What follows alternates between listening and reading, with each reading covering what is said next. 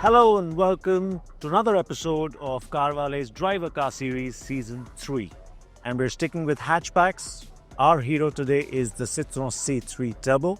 Now we wanted to include this car last year as well, but a press media car wasn't available, so we thought we have to have it in Season 3. And the reason to include it mainly is down to that engine and the fact that it is a hatchback, it's relatively light, and of course our experience on the road, which has been good, so it should make for a good fun to drive car, even on a racetrack.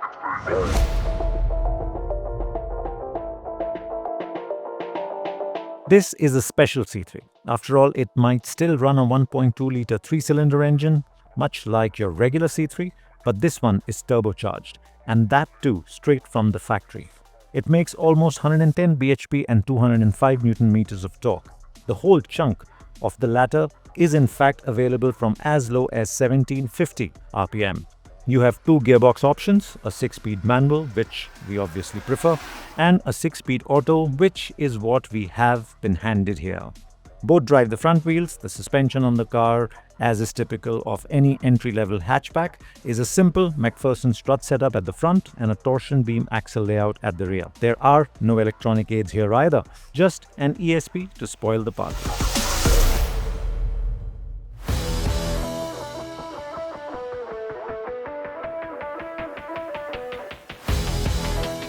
Cars are getting more advanced, and the fuel that powers them needs to keep up. Enter Indian Oil XP95, a premium petrol designed for today's high-performance engines. XP95 is for those who want more. We want more from our cars, and that's why we choose to drive something special. By that yardstick, we need to feed our beloved cars a special diet as well. That's why we need XP95. A 95-octane petrol that delivers both enhanced performance and improved fuel efficiency. Modern engines face a lot of demands. They need to be powerful, fuel efficient, and environmentally friendly. This puts a lot of stress on them.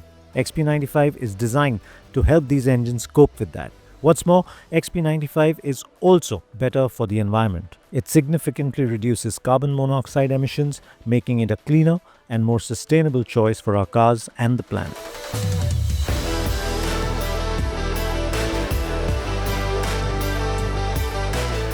Like we said at the start, the engine really is the party piece for this car, and it doesn't disappoint. It's a 1.2-litre 3-cylinder turbo engine, and the output figures really are handsome on this car. You've got 110 horsepower thereabouts, you've got over 200 Newton meters of torque, and you can feel that performance in the straights at MMRT, or MIC, what it's known now, as well as when you're exiting corners. So it pulls really strong. The only thing is that because it's a little wet today, so you have to be a little careful about how you put the throttle on, but once you get going, it's really enjoyable. There isn't a lot of turbo lag to speak of either. And the connect with the throttle, when you get on the throttle and what the car does, it's so predictable, so in line with what's happening. It again gets you all involved in the proceedings. And there's one thing that we don't really enjoy about this engine is the way it sounds. It revs freely, you can feel that, you can hear that, but it just doesn't have a really sporty, great grunty sound to it.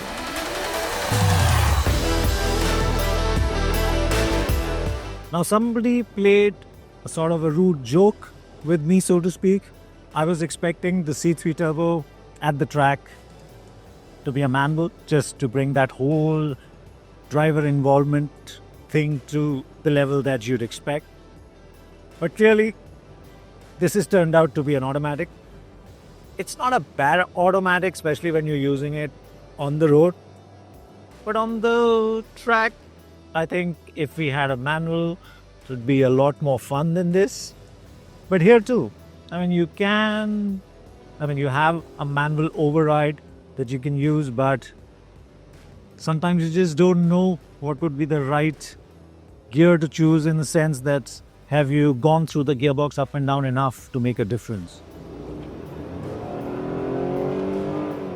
And that's really, it's a little additional calculation that you need to do which in a manual would fall a lot easier to hand. So I would say the gearbox is average, but yeah, if we had a manual, I think the whole field would have been much nicer.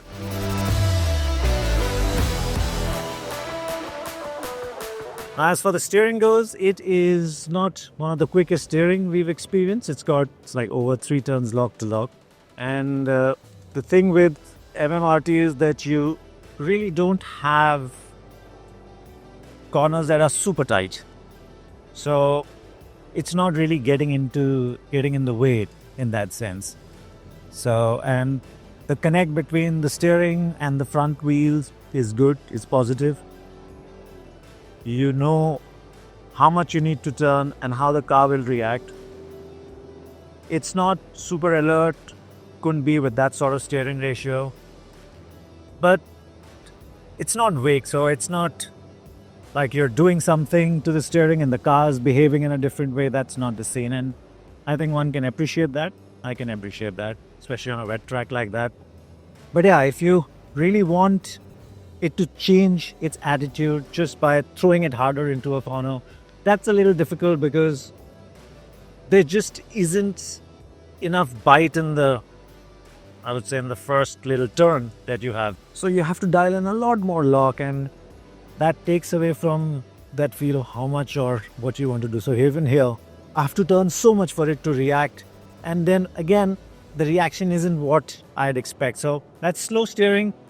Again, like the automatic gearbox, just takes away from that driver's car flavor somewhat. It's not bad. You can easily live with it, even enjoy driving it. But if this particular car had a manual and the steering was slightly quicker, then the C3 Turbo, I think, would have fared differently in the enthusiast mind. That's my take on it.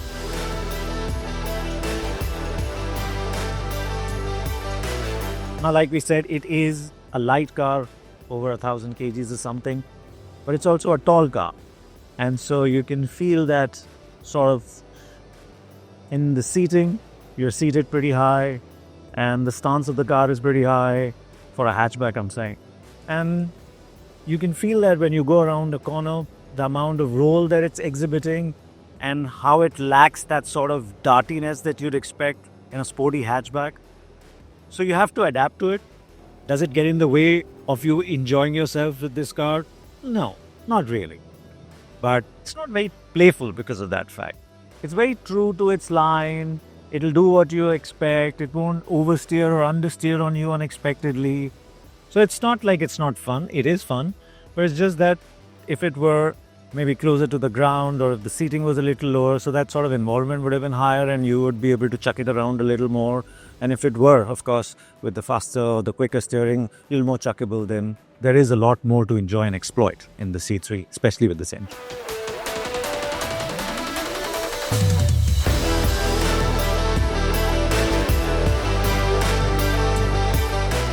Brakes on the C3 Turbo are par for the course.